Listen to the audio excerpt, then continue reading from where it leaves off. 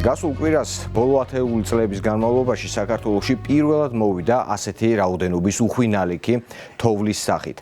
გარემოს მოწყდა ათეულობით სოფელი, მოსახლეობა დახმარებას ითხოვდა და სტიქიასთან გასამკლავებლად პირველივე დღეებიდან ჩაერთვნენ მოხალისეები. ახლა კი თოვლმა დაიწყო დნობა და როგორც ცნობილია, ნალექის დნობა, ან თოვლის დნობა ერთ-ერთი ასე ვთქვათ, დამაჩქარებელია მეწყერული პროცესების განვითარებისთვის და დღევანდელ მიმოხილვაში ვისაუბრებთ სწორედ მეწყერებზე. თავდაპირველად მინდა გითხრა, თუ რა იწვევს მეწყერს. მეწყერს იწვევს რბილი ქანების მოძრაობა, რბილი ქანების გადაადგილება და როგორც ცნობილია, ეს არის მეოთხეული და მესამეული ასაკის მქონე ნიადაგები და სწორედ ასეთი ნიადაგებით არის აგებული საქართველოს ტერიტორიაზე მთათაშორისი არეალები. მეწყერულ პროცესებს ხელს უწყობს ასევე, როგორც აღვნიშნეთ, უხვინალიქი თოვლის დნობა, ასევე ცალკეული ფაქტორი არის მიწისძვრაც, ტყის ხანძრების შედეგად განადგურებული ტყის მასივები და რა თქმა უნდა ადამიანის ჩარევა, როდესაც გახყავთ მაგისტრალები და ხდება სხვადასხვა ტიპის სამუშაოები მეწყერულ ზონებში. მინდა გაჩვენოთ მეწყერული ზონების შესახებ თუ რა ვითარებაა საქართველოს რუკის დახმარებით. საქართველოს ტერიტორიაზე აი მაგალითად რუკაზე ნაჩვენები არის მუქი იასამნისფერით ნაჩვენები ის ადგილები, სადაც მეწყერის წარმოქმნის რისკი არის მაღალი. უпроსტად დაბალი. მუქი ნარინჯისფერით ნაჩვენები არის ის ადგილები, სადაც რისკი არის საკმაოდ მაღალი. ღია ნარინჯისფერით არის ის ტერიტორია შეფერილი, სადაც მეწყერის განვითარების რისკი მნიშვნელოვანია.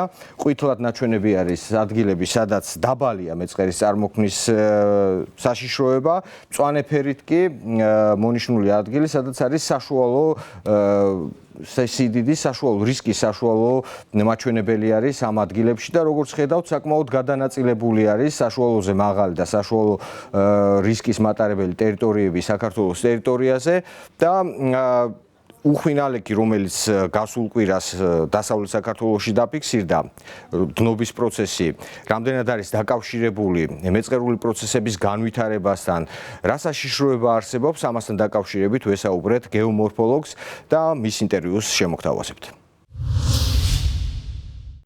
მეწყერსაშიში ზონებისა და მეწყერების შესახებ, საფრთხეების შესახებ საუბარს სტუმართან ერთად განვაგრძობთ. ევრონიუს ჯორჯიას კითხვებს უპასუხებს გეომორფოლოგი გიორგი დვალაშვილი. მოგესალმებით ბატონო გიორგი. მადლობა რომ სტუმრობთ ჩვენს გადაცემას.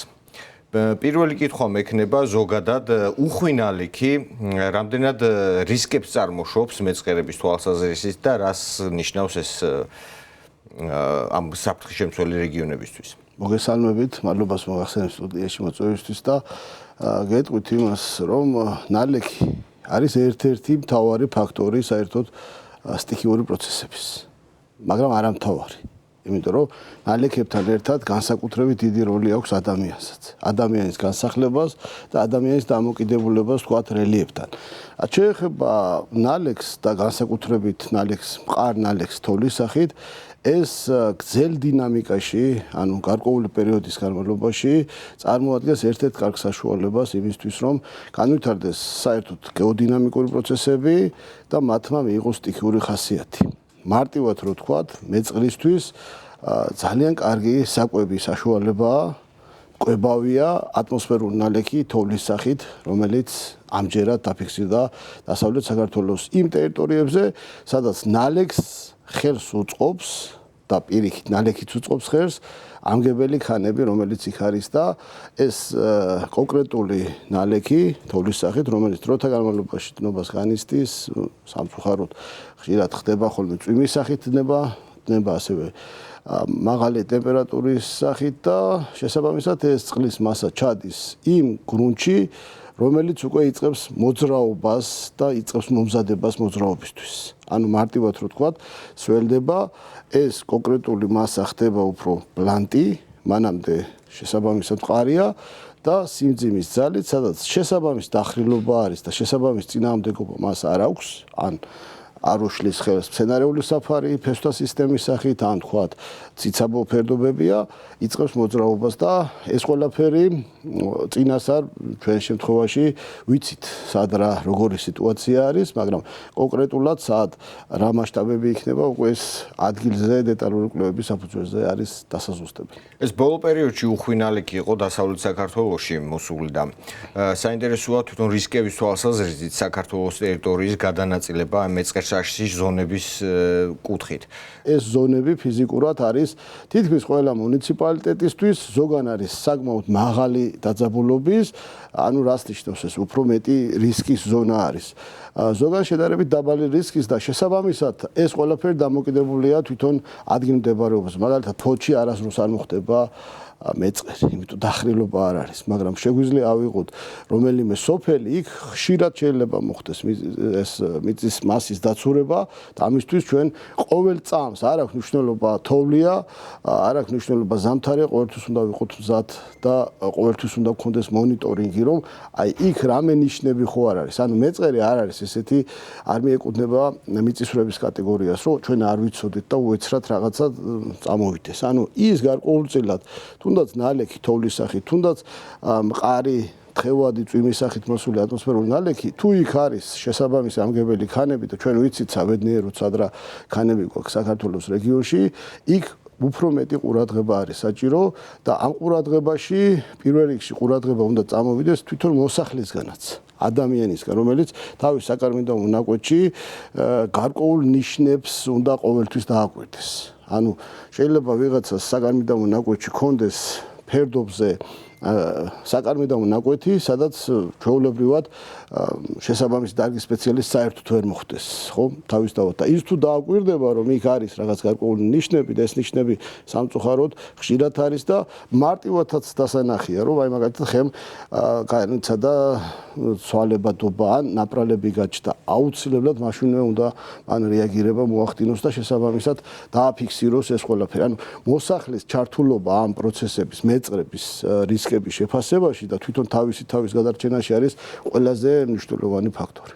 მე მინდა ყურადღება გავამახვილო თქვენი გლობალური დათბობის შედეგებით გამოწვეულ მეწყერულ პროცესებზე და არა მარტო მეწყერულ პროცესებზე და ასევე ადამიანური ფაქტორი ახსენეთ თქვენ. 21 საუკუნეში ამდენი რაოდენობით თოვლის მასა ამ კონკრეტულ ტერიტორიაზე არ მოსულა. 21 საუკუნეში, ესე იგი, ეს რასაკვირველია უკავშირდება მზის აქტივობის, კლიმატური ფაქტორის რაღაც გარკვეულ ეგრეთ წოდებულ ტრენდს. ანუ მას აქვს თავისი ესე რომ ვთქვათ აღმავალი და დაღმავალი ნიშანი და როგორც ჩანს ჩვენ ამ შემთხვევაში მყარი ნალექის მოსვლის აღმავალ ნიშნულთან ვიყავით და შესაბამისად მოვიდა ეს მაღალი მაჩვენებელი ნალექისა, რომელიც თავისთავად დიდთოვლობასთან ერთად, იმიტომ რომ თუ თქვა დიდთოვლობა არ იქნებოდა, ამ შემთხვევაში იქნებოდა ბევრად უფრო საშიში რისკის შემცველი წყალმოვარდნის მაჩვენებელი. ანუ თოვლს მარტივად რო თქვა, შეიძლება ის ეფექტი იმ კონკრეტულ ერთი კვირის განმავლობაში და იმ კონკრეტულ 25 თებერვლის ფარგლებში შეიძლება ის ეფექტი არ ქონდა, უბრალოდ თავისთავად გზა ჩაიკეტა, რისკები სხვა იყო, მაგრამ წყალმოვარდნის რისკი უფრო მეტი იქნებოდა, რომ ეს ნალექი მოსულიყო თლიანად წვიმის სახით, ანუ მყარი ნალექის ნაცვლად მოსულიყო თხევადი მაჩვენებელი და რაც შეეხება ადამიანის ფაქტორს, ადამიანიც თავისთავად ამ ყველაფერს უწყობს ხელს თოვლის მოსვლას კი არ უწყობს, ან წყლის ნაკადის მომატებას კი არ უწყობს, უბრალოდ აი ახლა ჩვენ რო წარმოვიდგინოთ რამოდენიმე ათეული მდინარე, სადაც მაღალი რაოდენობით თოვლი დაფიქსირდა, სადაც თუნდაც წვიმა მოვიდოდა, იქ მდინარეთა კალაპოტებში არის უზარმაზარი ნარჩენი მასალები.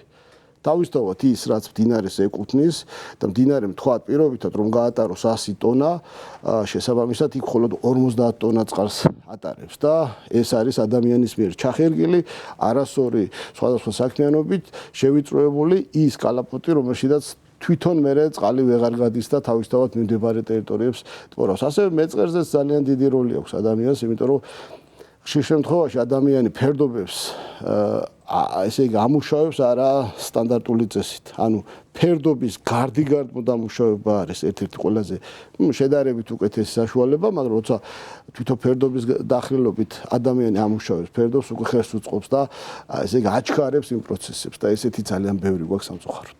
ბატონო გიორგი, მე მინდა ახლა ყურადღება შევაჩერო ეს ნალექი, რომელიც მოვიდა თოვლის სახით, იწყებს დნობას და რა არის, ასე ვთქვათ, ყურადღება მისაქცევი იმ რეგიონებში, სადაც ასეთი უხვი ნალექი იყო და შესაბამისად არის კიდევ რისკებიც მეწყერული პროცესების განვითარების.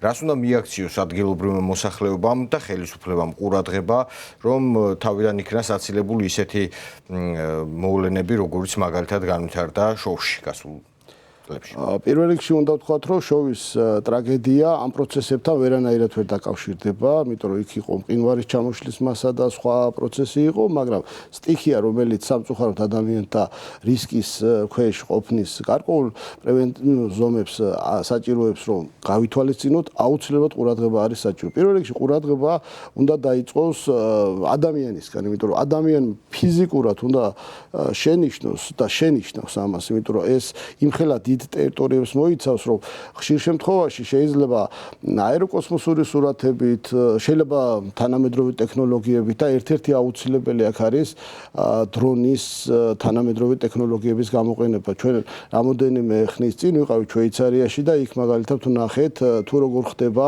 ასეთი სტიქიური პროცესების პრევენციები. ანუ შეუძლია ერთ-ერთმა საფრენმა აპარატმა თქვათ რამოდენიმე სოფელი დაფაროს და შესაბამისად ყოველწუთიერი არა, წამიერი მონიტორინგი ჩაატაროს. თუმცა ჩვენ ამ ტექნოლოგიებამდე შეიძლება ჯერ არ ვართ მისული, მაგრამ ამ ტექნოლოგიებთან ერთად ესეც რო გვექნება, ალბათ გვექნება, აუცილებელია ადამიანის ჩართულობა, იმიტომ ადამიანმა თავისი საგარმიდამო ნაკვეთის ტერიტორიაზე მაქსიმალურად უნდა ყურადღება მიაქციოს. პირობითად რომ ვთქვათ, აი ავიღოთ 100 სოფელი, ვთქვათ 100 დასახლებული პუნქტი, 100 სოფელში რო ეს პროცესი შეაფასოს სპეციალისტმა, 100 სპეციალისტი არ ეყოფა.